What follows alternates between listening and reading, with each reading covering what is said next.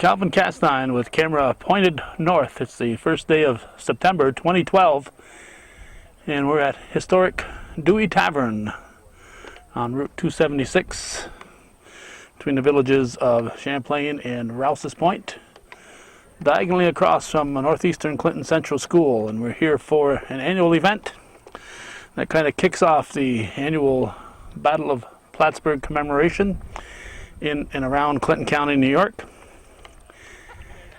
200 years ago, the war was underway, the War of 1812, and in 1814, the first Indian scout from the north came down for the British on August 28th, and shortly thereafter, the British started their invasion. And we're going to find out a whole lot more about all of that as the proceedings get underway here. We'll find a lot out from a lot of different people, so we're not going to tell you what we know. We want to listen to them and find out what they know.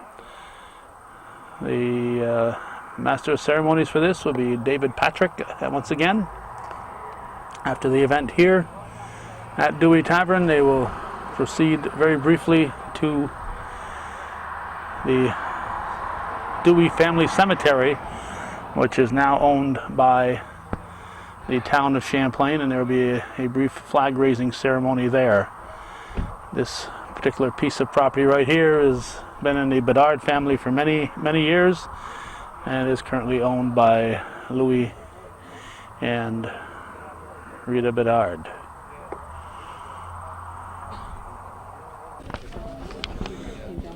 Town historian Tom Mandeville will get this underway. I guess he's going to be acting as the MC, although David Patrick is the one who put all this together. Let's listen to Tom.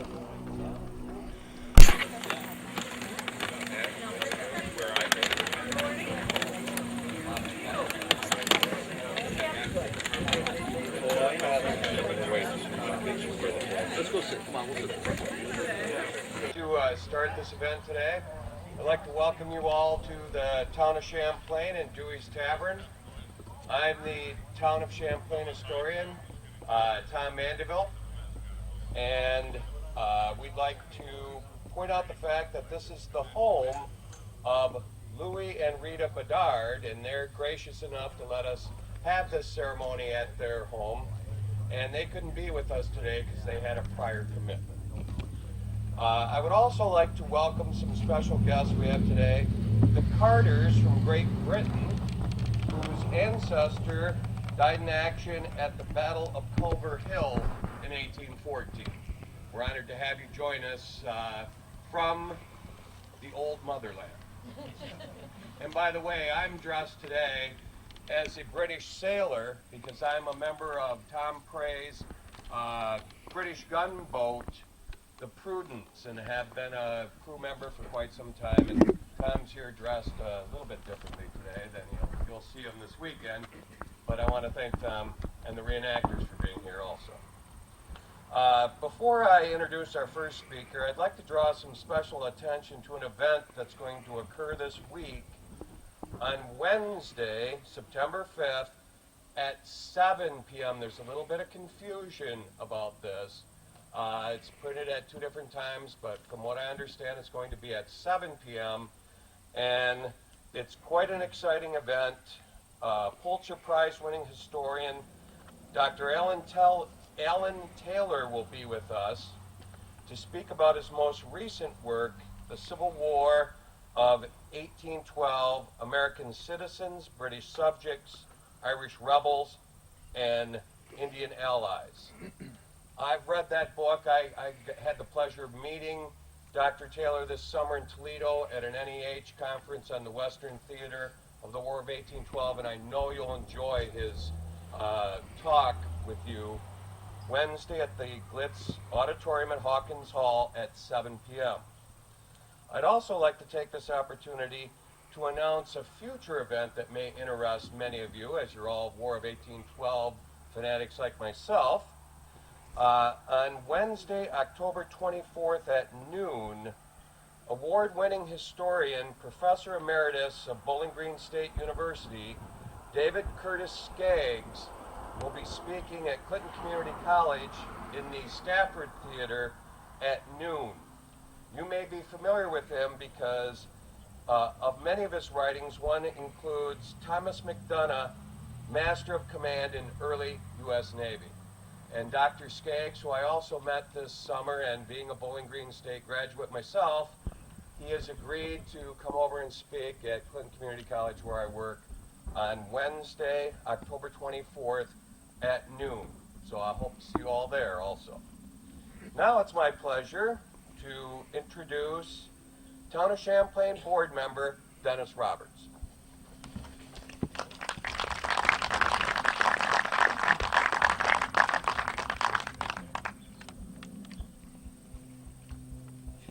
Thank you, Tom. All right. On behalf of the entire Town of Champlain board, I'd like to welcome everyone to this historic occasion and event. When Mr. Barcombe asked me to speak here on the town's behalf, I was curious as to what the importance of the Dewey Tavern and the War of 1812 had. So I did a little bit of internet surfing on the history of Dewey Tavern, and thanks to some of David Patrick's articles, I found that this house is one of the most historic homes in all of Clinton County. I graduated from NCCS and lived in Rouse's Point, so I went by this house nearly every day for years, and I'm embarrassed to say that I had no idea the history that was right here in front of me.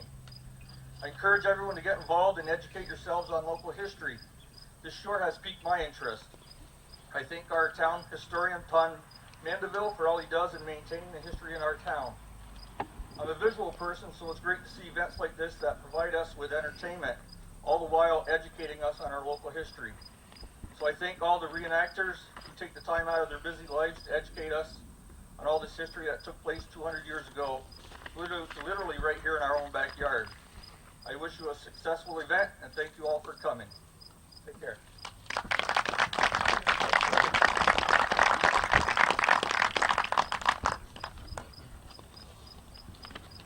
Next, I'd like to introduce David Patrick. David is the author and creator of numerous calendars depicting the rich history of our town of Champlain, as well as the creator of 5 interpretive historic panels located throughout the town, and he is also a direct descendant of the first judge, Pliny Moore. Help me in welcoming our good friend, David Patrick.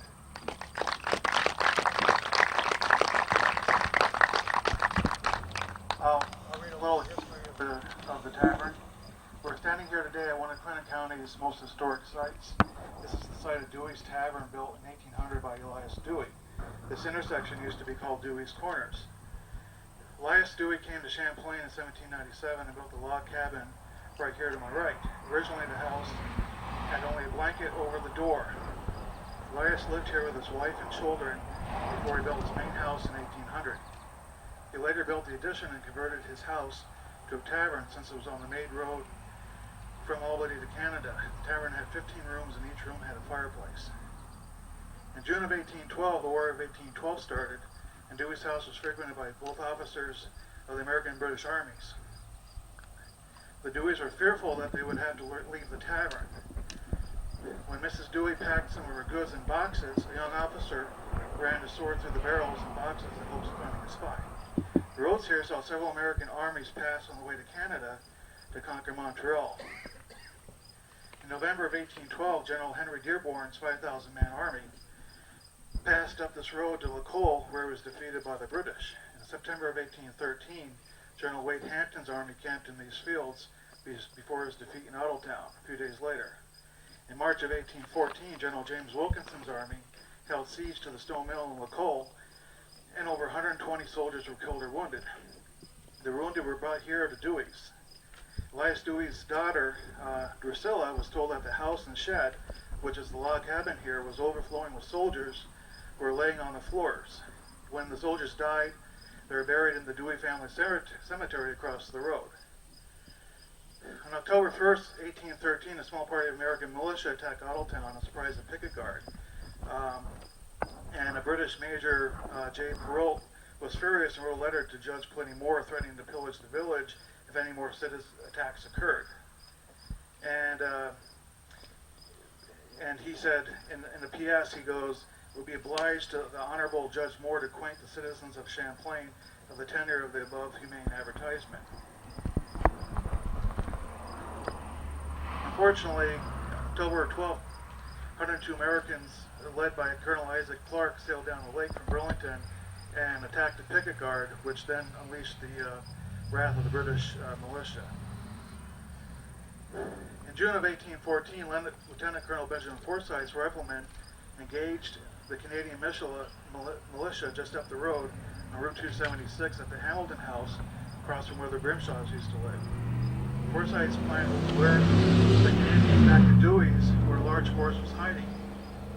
The Americans ran to the Hamilton House, which is now gone, and the house was pierced 54 times with musket ball shot.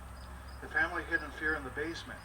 Unfortunately, Forsyth was killed by an Indian on the side of this road when he stood up on a log. Forsyth was buried on Oak Street and is still someplace in the backyard of John Rowe's house.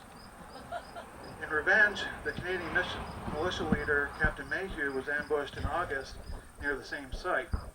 On his deathbed at the Plenty Moore House, he kindly warned Champlainers that a great invading army would enter their village in a few weeks and that they should flee to safety. Of course, he was referring to General Prevost's army. In the summer of 1814, the British and Americans were preparing for battle on Lake Champlain. American General Izard, whose army was stationed in the village of Champlain on the hill overlooking St. Mary's Church, knew that Prevost was just over the border. He tried to delay his departure until he had no choice to leave. He wrote, "I must not be responsible for the consequences of abandoning my present strong position. I will obey orders and execute them as well as I know how." Starting on August 27th, Izard's army marched from Champlain down to Plattsburgh. By the 29th, he had left the Plattsburgh area. On August 28th, the day after Izard left Champlain, a British Indian force crossed the border to determine if it was safe to enter Champlain. Plenty wrote in his diary, British Indian force came into Champlain. On September 1st, the left wing entered Champlain, and a few days later, the right wing entered. The British Army's occupation of Champlain was mostly peaceful in nature. The goal was not to plunder the village, but to march to Champlain or Plattsburgh and engage the Americans. However, General Prevost in Brisbane issued orders urging the Champlain townspeople to abandon their allegiance and invited them to provide provisions for the army. The British remained in Champlain while their navy continued to prepare their warships for battle. When Prevost could wait no longer, he decided to march. Plenty Moore wrote on his diary, September 4th, the British Army, about 14,000, passed on the way to Chazy. On September 11th, the Battle of Plattsburgh occurred. The townspeople could hear the cannons in Plattsburgh 20 miles away. Word soon spread that the British had lost. The British hastily retreated back to Champlain and were here until September 25th due to the poor roads. Local legend states that on the retreat back to Canada, the British left many of their wounded at this tavern. When the soldiers died, they were buried in nameless graves in the Dewey family cemetery in the field across from the school. The cemetery was established in the sandy section of the school, or in the field by the Deweys, and contains the youngest Dewey children who died in infancy, as well as many family members. The stones, as I said, were moved to Glenwood Cemetery, but I believe the bodies are still here. Today, no trace of the cemetery remains. Next to Point of Fur, which was dedicated in 2009, this is the second most important military burial site in the town of Champlain, and is a very sacred place. I hope that in the near future we can put up a historic marker commemorating this cemetery. Dewey's Tavern was also the site of 2 prisoner of war treaties. 2 of the 4 treaties were signed during the entire war were signed here at this house. One agreement was signed on April 15, 1814, and the second on July 16th. These agreements were never ratified by Congress, but were still adhered to by both sides. In conclusion, the town of Champlain has a rich history related to the War of 1812, and Dewey's Tavern is a significant part of this history. Thank you for coming.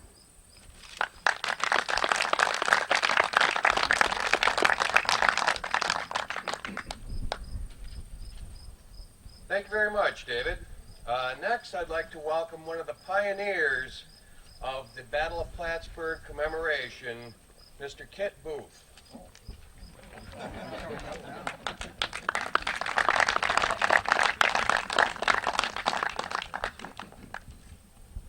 Well, good.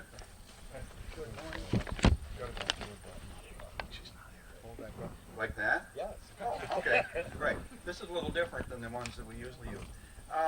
What a nice day. Gee whiz.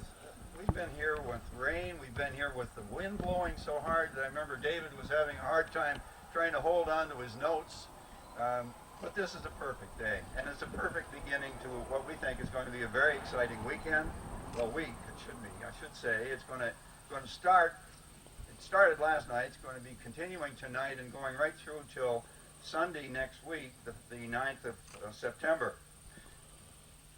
Craig is going to talk about the March of the British, so I won't take that thunder from him. But tonight, over at the Chazy School, town meeting will be playing, and it's the first time that we've gotten Chazy involved in the Battle of Plattsburgh Week activities. So we're really very delighted and excited to have them a part of the Battle of Plattsburgh arrangements that we put together. This afternoon, before that happens actually, this afternoon there's going to be a talk on the African Americans involved in the Battle of Plattsburgh. That might be very interesting to many of you. That's going to be over at the Bopa Museum on the base at 2 o'clock this afternoon. There'll be a stone dedicated at the Scott House in Chazy tonight before the concert. That will be at 5 o'clock this afternoon, and of course the concert from 7 to 9. Tomorrow, there is a nice musical program in the afternoon at the Clinton Community College. The first unit is called Old Betty, and the second group is called the Back Porch Band. Those will both be playing from 1 o'clock until 2:30, and then from 3 until 5. So you perhaps would be interested in doing that. And also tomorrow night at 6:30, again at the Battle of Plattsburgh Museum, the 1812, the Navy War, is a lecture by author George Daum, and he's the winner of a 2008 Samuel Eliot Morrison Award. So that might be of interest to you as well. Monday we move on with the ceremony at Culver Hill at 11, and again at 2 to 3 we have one at Halsey's Corners. Those were both sites of very important battles that took place on the way into Plattsburgh. At night the Blues House Rockers will be playing at the Stafford Middle School at 7 o'clock. On Tuesday, another concert at 7 o'clock by the McCrells. That'll be at the Stafford Theater, again back over at the Community College. Community College has been very helpful to us for the past couple of years. We appreciate their support. Wednesday, we've already heard about that program. I'm not going to go into it. The Alan Taylor lecture. That's going to be fascinating, I'm sure. Thursday, of course, Riverside Cemetery in the afternoon at 5 o'clock, where we have a little ceremony at Captain Downey's grave. The commander of the British fleet is buried with us right here in Plattsburgh, along with men from both sides, buried side by side with him. One of the very few places where you see combatants from both sides buried side by side in the same cemetery.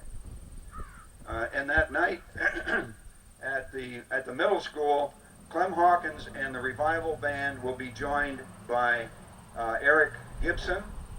So that's going to take the place of the Navy Band, and we sort of apologize for the fact that the Navy Band is not going to be there because they couldn't get out of Newport, Rhode Island early enough in the day to make it here for a concert. They won't be arriving in Plattsburgh till 8 or 9 o'clock, so it would be too late. But we do have this wonderful, I don't even want to call them a substitute because I think they're equally as good as the Navy Band, and I'm sure that everybody that hears them will think that as well. That's Tommy and Julie Venn and their group, as well as Eric Gibson. 7:30 at the middle school. Friday, the Navy Band now will be on site. So they'll be at the community college at 11 o'clock in the morning. They'll be playing at Lake Forest at 11 o'clock too. A smaller group, a woodwind trio, will be playing there. The major part of the band will be at the community college. In the afternoon, the woodwind trio goes to Meadowbrook Nursing Home and plays there. Then at night, of course, the fireworks happen at night, but also Professor Louis and the Chromatics will be playing the major concert starting, what, at 7:30, I think? Yes, at 7:30. At the intermission, the Navy will play, as they usually do. But then in the second set, I believe it'll be the second set, the Navy and Professor Louis will be playing together, the brass band with this group. It should be a very interesting combination. It's been done before in other places, and it really is apparently pretty spectacular. We haven't heard it, but we're looking forward to it. And then after the concert is over with, the Navy will play the national anthem and then play through the fireworks, which will start while the national anthem is being played. Then Saturday, of course, I think the big thing is the parade. And the parade starts at 1 o'clock, as it usually does. It's going to be, we're sure, over 90 units now, and it may even reach 100. They've been coming in really fast. Since Wednesday, we've had 20 new units, and we had 71 then. So 20 new units since Wednesday. I think it's going to be a good parade, a big parade. And one of the big things about it is that we're going to have more brass bands than we usually have. We're going to have the Norwood Firemen here for the first time. We've been trying to get them for years. They're up in the Malone, or the Potsdam area in Norwood. And we understand that this is a real fine band. We've seen tapes of them, we've seen CDs of them, and we know that they look really good. The other one, which is, I think, a major coup, is that the Norwich University Cadet Marching Band will be here. There'll be a band of 45 members, which is a big band, and they will bring with them a drill team of 20 of these crack drill artists from the Cadet Corps as well. So a 65-person unit coming from Norwich University. We've been trying for years to crack that Vermont shell, and I think maybe this year we've done it. Certainly better than we've ever done before. They will be in the parade, and of course all of these bands, as well as the Plattsburgh Pipes and Drums and a pipe and drum outfit from Coburg, Ontario, that the Royal Marines are bringing with them, and the Spirit of Scotland Pipes and Drums, and a couple of pipe and drum corps. All the bands, everybody gets together after the parade at what we call the Beat Retreat, where they all perform individually and then all together. And one of the performances will be of the Norwich Band and their Norwich Drill Team. They're going to be sort of the major performers at the Beat Retreat this year. That's always a spectacular thing and a wonderful emotional thing when everybody gets together and sings all of our national anthems, all three of them, and listens to the music, watches the marching units go back and forth in front of the reviewing stand. I might point out too that there's one other little thing this year with the parade that we've never done before. We always have a grand marshal, and it's some dignitary of some sort. Last year it was a major general. This year the car will be empty, and it's to remember all those who did not come back from all the wars that we've been in, and Britain and Canada have been in together. We wanted to honor those people. So as a result, the car will be empty. The car will proceed to the reviewing stand, where the flags of our three nations plus the POW MIA flag will be preceding the empty car. Ahead of that, the reenactors will have a firing squad, so that the ranking officer on the reviewing stand, who is Captain Christopher Barnes, he's the commanding officer of the USS Lake Champlain, the missile cruiser that's out in San Diego. Right now it's out in the Pacific, and we hope it gets back, because he's supposed to come here along with some of his men. They will march in the parade. He will be on the reviewing stand, and he will read a statement about those who did not come home. And after that, the reenactors will fire a salute. Last Post will be played. That's the British equivalent of our taps. And our taps, echoing taps, will be played by the Navy band cornet players. They will be stationed on top of the bridge, just within earshot and just a little bit removed from the rest of us, so that we'll have echoing taps, and then the parade will move on. So I just wanted to tell you that if you see an empty car, that's why it's empty. It's there for a reason. Saturday night, of course, the British or the Royal Canadian Band will be playing at the Stafford Middle School, and then Sunday for the final day. The big thing on Sunday, of course, is the Children's Old Time Village Fair. That was created last year by Linda Ward. She did an awful lot of work putting it all together last year, and she's done it again this year, and it's even bigger than it was last year. So that's a great opportunity for children to learn a little bit about what happened back in the 1800s. Give them some experience and some history, and I'm sure that well, there were over 500 kids there last year, the first year, so we're expecting it to be quite a crowd. So I think that's about it. We will all sit down and kick our shoes off on next Sunday, but between now and then we've got a lot of work to do. And I want to thank everybody on the committee, because it's certainly not a one or two or three person. We have about 30 active people that spend a whole year putting this together just for this week. So I thank them. I thank you all for coming. Thanks very much.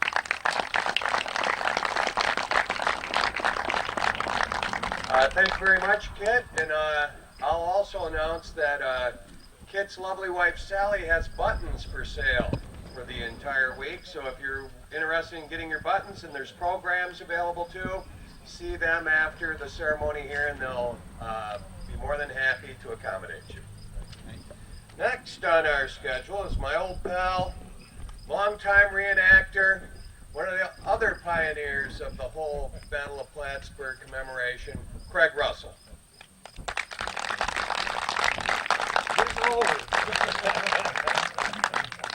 Sorry, Craig.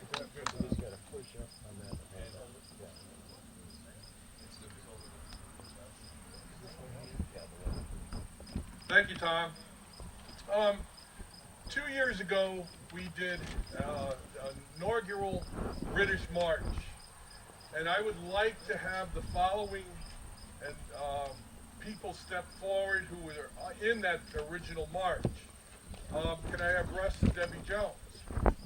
And if you come up.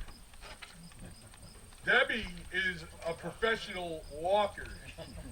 She walks and set our pace. In fact, she walked double the distance, because she'd get a mile ahead of us and then walk back to catch, so that we can catch up.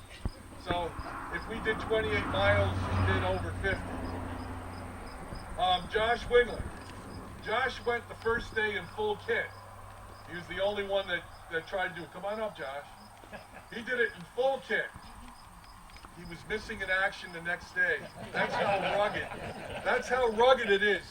We learned just how tough it must have been for the original marchers. Charlie Mitchell. Charlie, come on up, please. Charlie's in Canadian Fencible. He went out and borrowed a kit to be properly British this time. He was just getting into reenacting and didn't know exactly what he was getting himself into at the time. Let's see who we have. Steve Burgess. Can I have Steve Burgess and the Winglers, Bonnie and Richard? There isn't an army. I don't know if this thing is working or not. Okay. I don't really need it. There isn't an army that can travel without its support staff, so we have our Wagoneers. And they helped us immensely. And I think that these represent, plus myself, the original walkers. I don't think I've left anybody out that was an original. But we've grown. We've actually doubled. And for different reasons. Can I have Matt Boyer, if you would come up, please. Matt is a local reenactor, and he said, I'm going to do the walk this year. So he's joined our merry bunch. Nick Early, college student. just started reenacting this year. He's gone to just about everything. He's become a veteran in his own right. Dana Denhouse. You would. Dana represents Forsyth Rifle Company. Benjamin Forsyth is actually buried down the bottom of the hill on Elm Street, isn't it? Oak Street. It's Oak Street. That I guess he was killed on the Old Town Road. Right We up the saw road. the marker up there a couple of weeks ago. Now, special situations. I'm sorry for taking so long on this, but this has become even international for several reasons. Can I have Claire Eastwood and Andrew Hill? They've come from Halifax, England, Great Britain, to participate this week, and during and they've got two more. We're picking up two more on Tuesday. They're joining us. We have done 1812 boot camps this year, and Dan and Bev Naylor were in our last boot camp. Would you please stand up? They were so enthusiastic during the boot camp. They also said we want to do the walk. So they're there from Ottawa, I believe, in Ontario. There's your walkers for this year, and I'd like you to give them some recognition. Oh, I'm sorry. And I did this on purpose. Alden. Alden's coming. Alden's the Joneses' grandson. He's also walking. The little nipper. Maybe being carried, maybe the wagons are going to have to pick him up. Now, you can't do this without having some background people. Gary Van Cor was initially helping me out with this in the years past. So Gary probably doesn't need an introduction, but he does need to be recognized.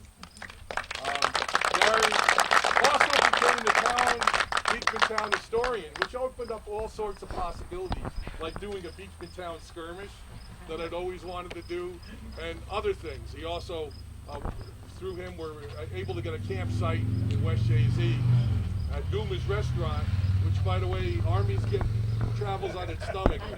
That's the place to be. Another recognition goes to Bob Cheeseman, who's the town historian for Jay-Z. Want community involvement. As you know, here in Champlain, the Battle of Plattsburgh is not just Plattsburgh only. There was the saga, and as Cal Castine has said, it's not just the invasion and battle. There was a lot of intrigue when they retreated.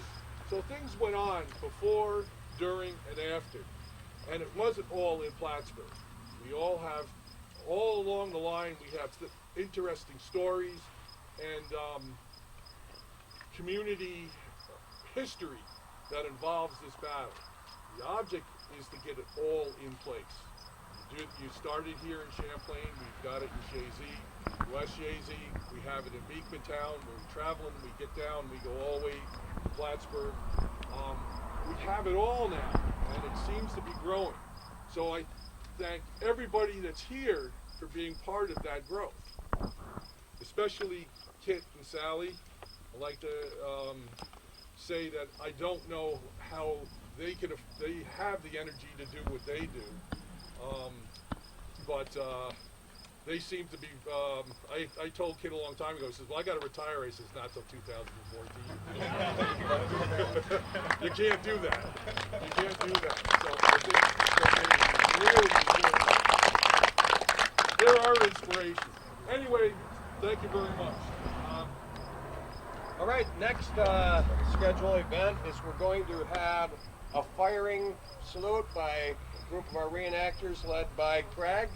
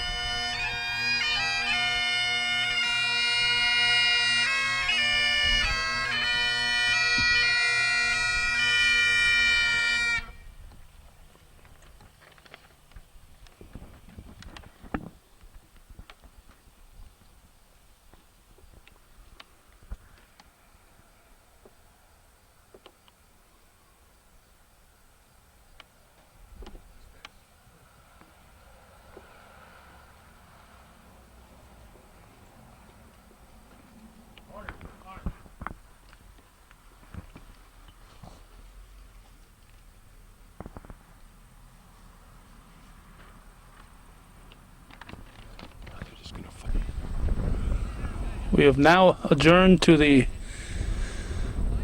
location of the Dewey Family Cemetery. On the other side of those trees is Northeastern Clinton Central School, the parking lot and the athletic field. And we're trying to get this done quickly because these marchers have got to leave here and march to Chazy for a 5:30 event there. Thank you for joining us for the second half of the ceremony. We are now in a town park. The town of Champlain owns this park that you can see paid here. And one thing I'd like to point out that in 2014, during the bicentennial celebration of the Battle of Plattsburgh, not only will much of the ceremony start here in the town of Champlain, but the weekend after, we're going to have the retreat encampment right here. So we'll invite you to come to that encampment, and we're in the organizational part of that right now. We'll know more about it next year, but we're excited about having the final ceremonies for the Battle of Plattsburgh bicentennial to happen in our town also. So now I'll raise the flag and we'll have our firing salute and bagpipe salute. Thank you all for joining us. Okay, present.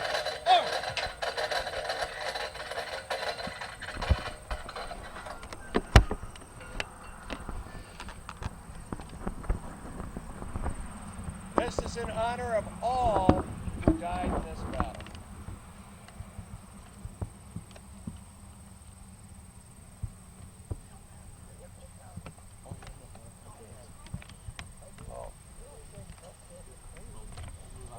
Okay, we, since they're marching, they didn't bring their powder. Maybe Tom can fire one from over. So now we'll go to our bagpipe salute.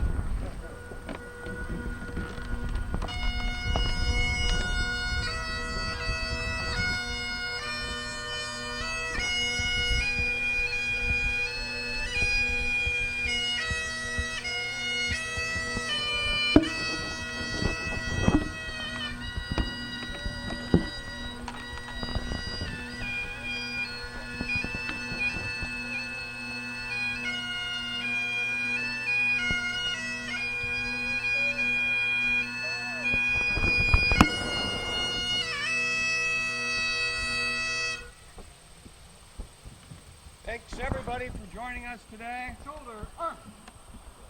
And have fun all week long at the celebrations. Hope to see you all around. And thank you for coming to the historic town of Champlain. Order! Detail, 3 cheers for Mr. Mansfield. Hip hip! Huzzah! Hip hip! Huzzah! Hip hip! Huzzah!